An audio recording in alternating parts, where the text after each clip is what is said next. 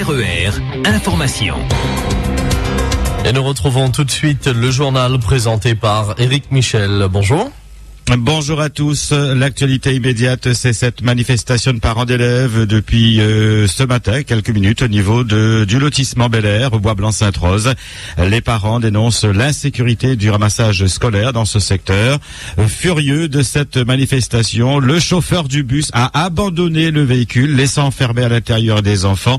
Fort heureusement, l'accompagnatrice a pu ouvrir une des portes du bus.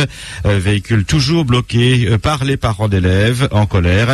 Il réclame la venue sur place des représentants de la mairie et de la CIREST. RER.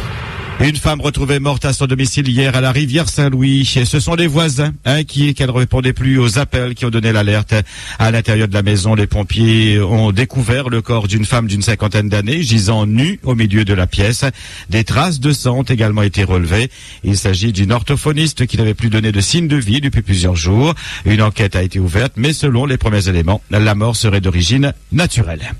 L'homme accusé d'avoir voulu tuer sa concubine et ses deux enfants de la nuit de mardi à mercredi à Commune Primas à Denis a été mis en examen pour tentative de meurtre.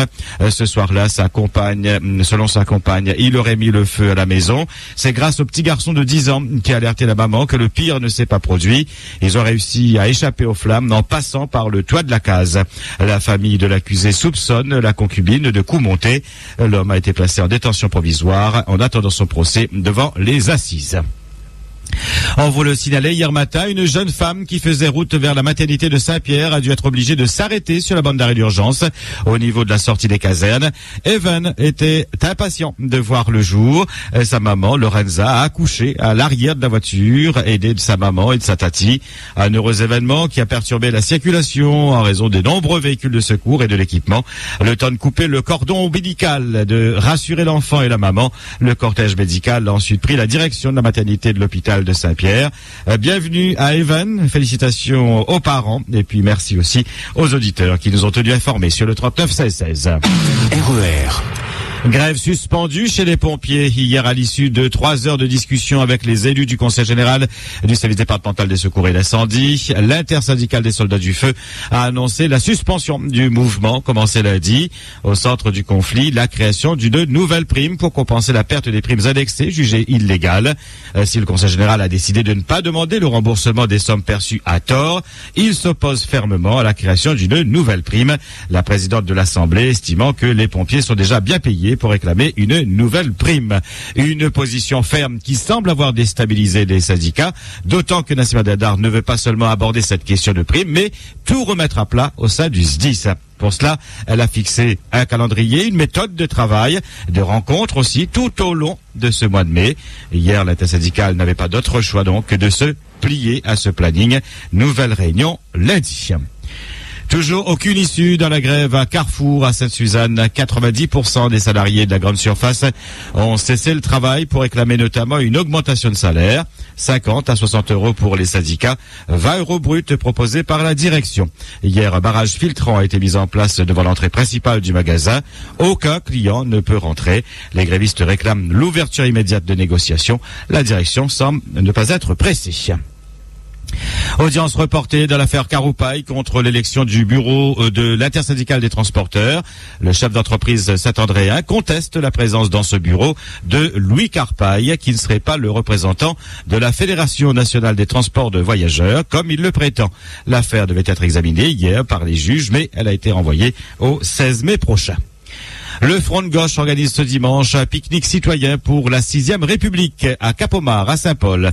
Un rassemblement en écho à la marche citoyenne organisée par Jean-Luc Mélenchon à Paris, toujours ce dimanche. Pour le Front de gauche, la première année du quinquennat du président de la République est celle des promesses non tenues.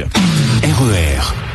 Le riz à moins d'1 euro est arrivé à bon port. Les 25 tonnes importées directement du Vietnam par la coopérative solidaire Réunion sont au port Est depuis lundi, dans l'attente des formalités douanières. Sur ces 25 tonnes de riz parfumé au jasmin, 13 restent encore à vendre via la plateforme internet de la coopérative. Le reste a déjà été écoulé en précommande. Rappelons que le kilo est vendu à 99 centimes d'euros. Un des bateaux de la flotte de Greenpeace, l'Esperanza, fera escale chez nous pour la première fois la semaine prochaine, mercredi et jeudi. Le navire ouvrira ses passerelles au public au port ouest. Les équipes de Greenpeace mènent depuis 2 mois une enquête en haute mer sur les pratiques des tonniers. Pour l'organisation non gouvernementale, ces tonniers qui battent en partie pavillon français comptent notamment ceux de la Sapmer et sont parmi les bateaux les plus prédateurs de la flotte française. Outre leur puissance et leur sophistication, Greenpeace dénonce les méthodes de pêche, à savoir les dispositifs de concentration des poissons, des épaves flottantes où se constitue toute la chaîne alimentaire, mais d'un coup de filet, tout est détruit sans triage, entre guillemets. Greenpeace demande aux tonniers d'abandonner ces méthodes industrielles trop intensives. Il est urgent d'agir aujourd'hui pour que la capacité de pêche de la flotte européenne soit mise en adéquation avec la ressource en poissons et que les pêcheurs ayant les pratiques les plus durables, les pêcheurs artisans, soient ceux qui aient d'abord accès aux ressources. L'heure des examens approche à grands pas. Il reste aux lycéens 1 mois et demi pour réviser. Les épreuves du baccalauréat débuteront officiellement le lundi 17 juin avec, comme d'habitude, la philosophie. Les examens se dérouleront jusqu'au 28 juin. Les résultats seront publiés et affichés dès 8 heures le 5 juillet, toutes filières confondues. 2 nouveaux cas de dengue ont été signalés au cours des 2 dernières semaines, selon la cellule interrégionale d'épidémiologie à La Réunion. Un malade a été signalé à Saint-Pierre, l'autre au Tampon, à la plaine des Cafres. Depuis le 1er février, 10 cas ont été recensés, principalement dans le sud. La RSOI poursuit les actions antivectorielles ainsi que la surveillance renforcée pour limiter la propagation du virus dans l'île.